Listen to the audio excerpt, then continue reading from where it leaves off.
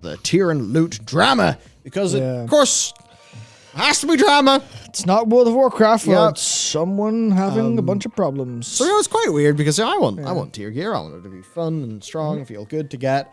But evidently it's causing a bunch of issues, which I think a lot of the trade restrictions are. But, we cannot design the whole game around what makes the best, most fair race the world first. Honestly, Liz, if you ever think of doing that, make a tournament realm and invite people to it. Don't... But the stories of getting all the loot, Michael. Because narrative and story is more important to competition than competition. I know a lot of people are going to talk about, it's the changing the game for the 0.01%. I think Blizzard almost view this as like a Halo product. It's like it exists to be there and be big and be aspirational. Everyone looks up, something like that. But I mean, look, the race is well, it wasn't that fun to watch whenever instead of doing the mythics, they were just re-clearing heroic because they all need tier. Yep. Splits are not content. So anyway, that's an interesting situation going on with the lore and just the general operation they're all running is insane. Humongous, hey, trade a bit of loot, we'll give you 2 million gold. Just the amount of gold that those guilds are going through is wild. That's funny. It very much does mean he spilled water on himself, I may or may have just made a drink wrong. Whoops. Oh, no. But, just, I don't know, the logistics, all that, it's kind of wild. How much of it comes down to getting tier on reset and then just going, pew. All of this situation in splits, right? Okay. Yeah. Let's see, because there's probably some interesting info up here. I don't want to just skip. See, top 5 guilds are offering serious gold, for trading gear. Tier gear from the last few bosses being a whopping 10 million gold. You get a payout just for attending. Gold payouts have in some cases doubled since Sanctum, which already was vastly more than Nathria. So the cost of the race to world first is going, getting larger and larger. And do you know what that means? That means there will be no newcomers, and this will be a 2-horse race if it keeps on going, because the logistical side means that it's no longer logging in and raiding. Yeah, I mean, even BDGG talked about that later in our doc. So Echo, 10 million gold for a normal tier token trade from Dreadlords and Rygalon. Any heroic tier token, 4 million gold. Yeah. 2 million for a normal tier token from Halondrus, Lehivium, and Anduin. Yes. And up to 4 million gold for various other items. Yeah. Wow. Anduin ring, I guess, and stuff like that. Then for Liquid, slightly different numbers, but same theme, right? So they're just doing these split runs, trying to funnel that gear in, making advertisements for the split runs. I would love to know how much gold. So Method then 3 million for a normal, 1.5 million for a Priest DK Anduin ring. Every attendee is guaranteed a curve boost after progress is done. Wow, you don't have to play the game. You can win playing the game. Pieces, who of course are SK Gaming now. They have more. I fucking love this, Yeah. It's like we're going to Poundland. Yeah. I mean... Holy shit. Oh, hey, earn 500,000 gold if a friend you refer loots the item. So it's the whole thing. That's how far we've gone. People are looking at marketing 101. Oh, here, BDGG. Yep. 4 million and 1 gold. Yep. Now they're going. Indeed, just wild. And yes. Yeah, it's so scuffed. Like that article from Raider.io talking to Pancake from BDGD is great. It's so good, just explaining how unbelievably scuffed this whole thing really is for people. It's like, there's the limitations are so how do I put it? They're so arbitrary. It feels like the trade restrictions have been made up the same way, the annoying kid at school would make up rules when you're playing just whatever. Yeah. And they're like, no, you're not, you're playing Smash. No, you can't use your specials. You're like, what? Like, no, you're not allowed to jump. That's too unfair. You're like, what do you mean? Why do I have to jump through hoops to play this? It would be terrible if it led you to some unsanctioned RMT. Oh, no, you wouldn't want to do unsanctioned RMT. Scribe, that is a brave tweet, my man. That's a brave fucking tweet. I don't think it's a brave tweet whatsoever. Oh, you just think, they're protected class? Yeah. I suppose actually that's the thing from what we understand, talking to Dakor, he was in a feeder guild to one of the Race to World First guilds. What one was it? I can't remember the name. I forget. Yeah. But anyway, so like he has, enough, and I think it's just commonly known. Fucking everyone are MTs. That's how it is. Yeah. And I think Blizzard know that if they just go and enforce their terms of service, they'll ban all the competitive guilds. Yeah. Which then means that they're banning all of the infrastructure investment that's went into putting on these shows and events and sponsors and all of that stuff. So I have to wonder, there is probably a lot of seething going on at Blizzard. For sure. And you know what? In a way, like, understandably so, because they obviously know the value of the Race to World First, but they obviously then also know that if they, perma-ban the GM of Echo... Yeah. Can't do that. That would be problems. Well, I was, he was RL for Method at the time, I think. It was 2020. Oh, yeah. Yep. Yeah. So, right. Number one is just, gold. So there's the BOEs. Because there's mythic BOEs, of course. Yep. 291 legendaries.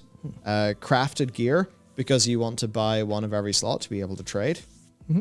I guess that's the unique equip high item level crafted, because that's just so you can get around the loot trading restrictions of personal loot. Happy, happy, happy, bing, bing, woohoo. Then, of course, consumables, which is very expensive for them, and then paying for all the splits. Yeah, which is now hundreds of millions of gold, billions possibly. Therefore, lots of boosting happens. Yep. Tier gear, which means splits. Yeah, see, NetSoccer says 291s are cheap. To be fair, most of them are 100k on our server. And you're like, well, 100k is... Maybe they're cheaper on whatever server you're on. Maybe they're, maybe 100k is not that much gold. But in terms of the math we did for the money you get from playing the game, at least reasonably, because obviously you can argue no-lifing all the time. But if you're talking about someone who plays for a couple of weeks every patch, as opposed to someone who plays every day, that's expensive. And that's the things that you really need to look out for whenever you're making a game like this. If you make a game so expensive that's it's unfriendly for people who want to dabble, then dabblers won't dabble, and then your player base will go, because most players dabble. Yeah. That's the thing. The most efficient, well, but one of the very efficient ways to earn gold, by the way, here's a quick tip. Just get as many characters with fully maxed out mission tables. You can earn like 400k a month in materials. That's one thing. So easily pay for your sub. Yeah, it's just a substantial portion every day. Also, per Archvalder with his amazing hacks. Oh dear. He did a great video recently that was about hyper optimizing callings, and you can earn normalized, I think it's like 20 to 40k per hour normalized doing callings now because of how fast they are. Yeah. So that's like quite interesting actually. But that would be, of course, if you could do the callings and all your different characters and all. So you can do actually quite well in the realm of raw gold farming, but it's just, what do people actually find to be fun? And in fairness, and I remember this because I used to watch as a streamer, Thagorus. Hello, Thag, if you're watching. I'm not sure what he's up to now, actually, but he would do lots of raw gold farms. And I remember when I was doing that, I really enjoyed doing the raw gold farms, purely because I was just going there, doing it, just kind of getting a task. Yeah. And even going through the raw gold farms of doing old Cata raids before they obviously nerfed that. Which is unfortunate, but it would be fun. You'd get some transmog, earn some gold, happy, happy, happy. But, I think that's actually the fun way to do world quests. Kind of speedrun to get a bunch of gold. It's like that might actually add that little reward structure and longer, sort of, ooh, I want to get something from this. But anyway, it's obviously not relevant to the amount of money that these guys are going to be spending.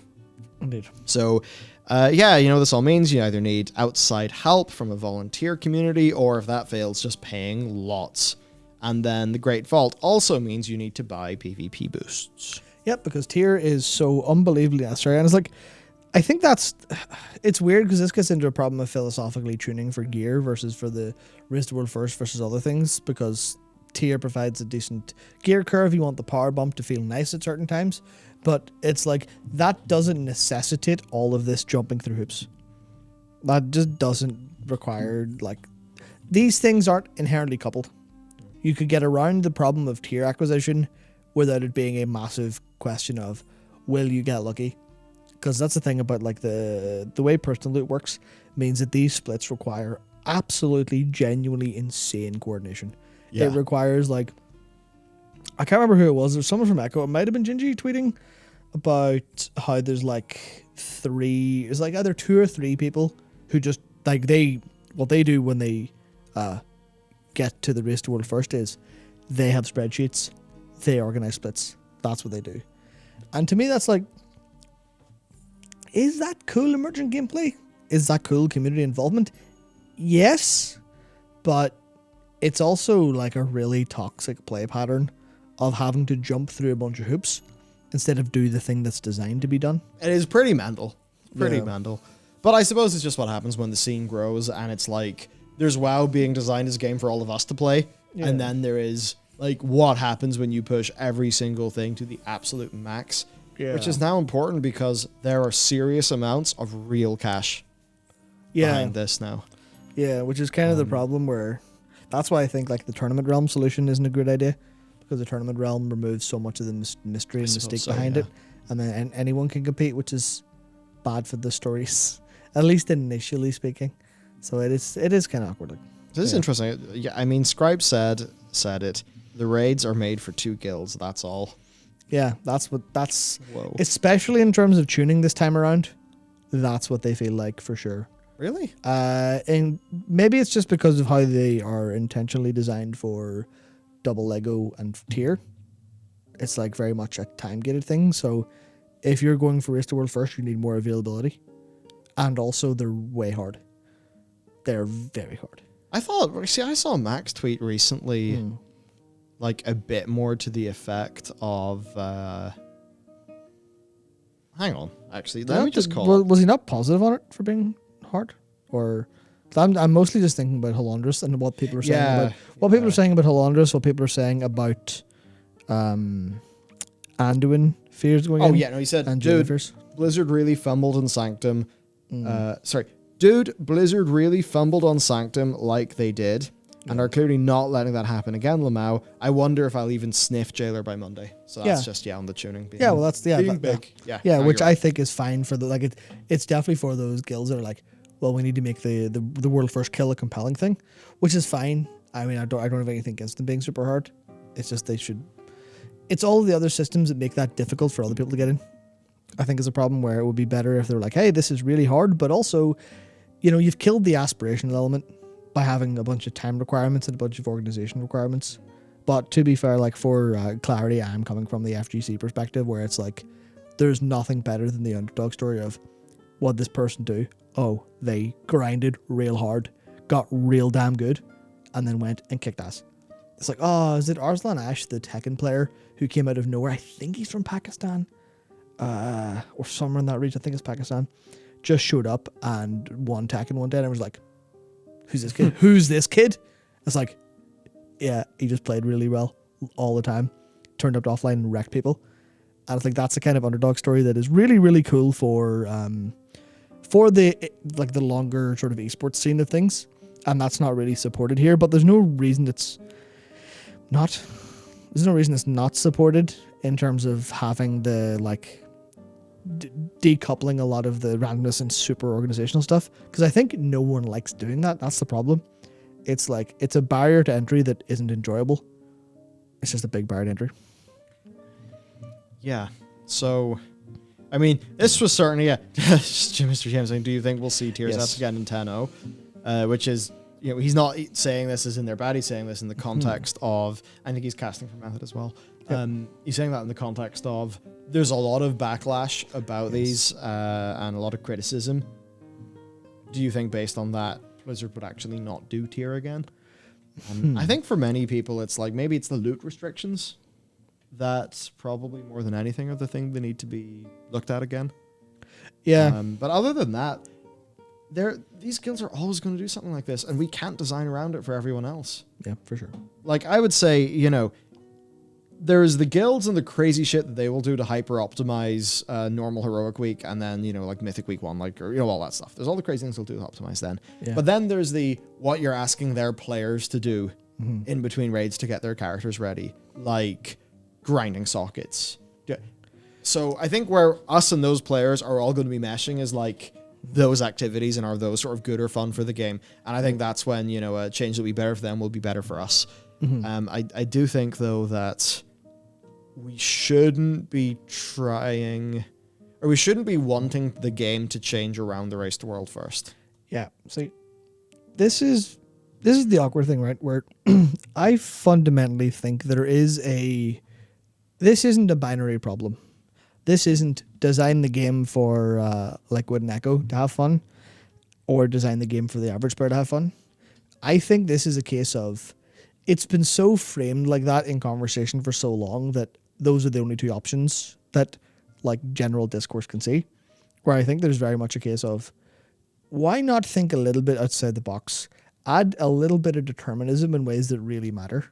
Because I think imagine if, as an example, tier came from saving tokens for raid kills.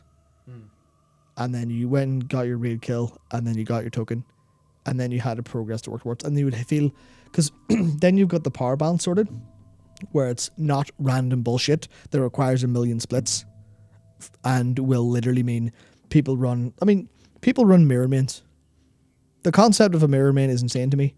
Nice. And how anyone could let that happen as a designer makes me feel ill.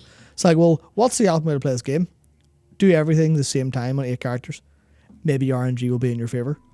And sure, there's some of that you'll never get around with loot, but it's like, why is it not just kill boss X times, get your tier?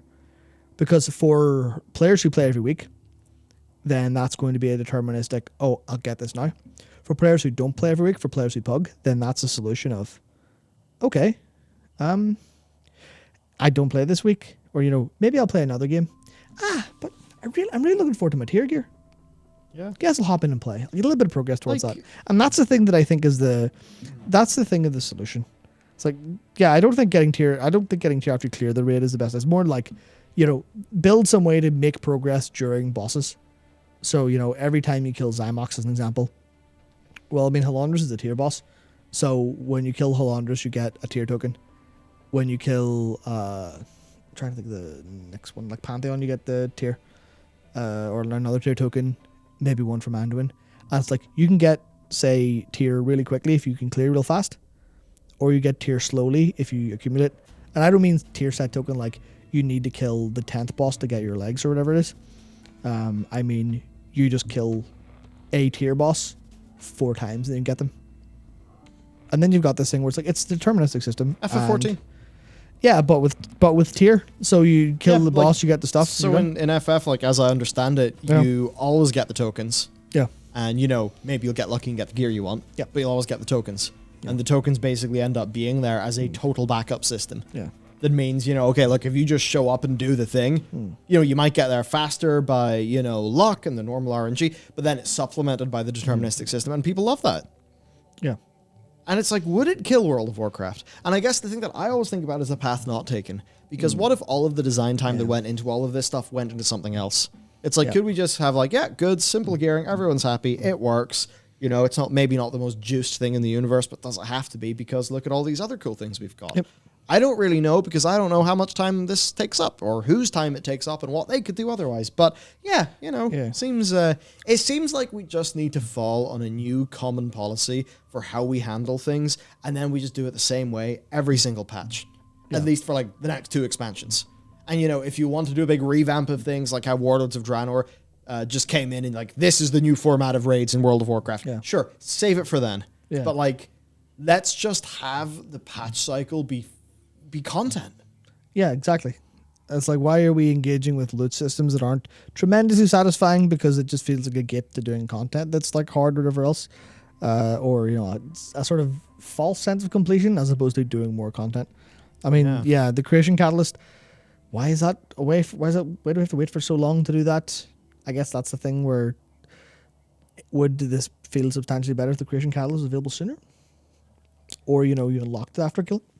You unlocked it after killing a certain boss, maybe. There's almost certainly a better way to do that. Fair. Yeah, that's kind of what I'm thinking. I mean, it was Ned Sucker had an argument there, which was also creates a new precedent. Don't miss out on any kill. That's the precedent of the game anyway. You lose out on gear by not getting a kill. That's kind of, it's like, why do we not just think outside the box to solve the problem? I'll just think outside the box. Just creative problem solve. You're like, just do it right for it. That's your job as designers, to not just iterate, it's to innovate and fix deep problems. So it's like, figure out a way to make this work for everyone, because you can, because I mean, if I can fire a bunch of theories in that seem reasonable to go in, then you can at least explore them. So what's really the what's the harm? What's the harm? We're not going to kill your game any harder or faster, like. Oh. Yeah. Ah, dear. Yeah. So hopefully we keep tier sets, but hopefully in a form that's compatible with more players and more player patterns, because they clearly care about both.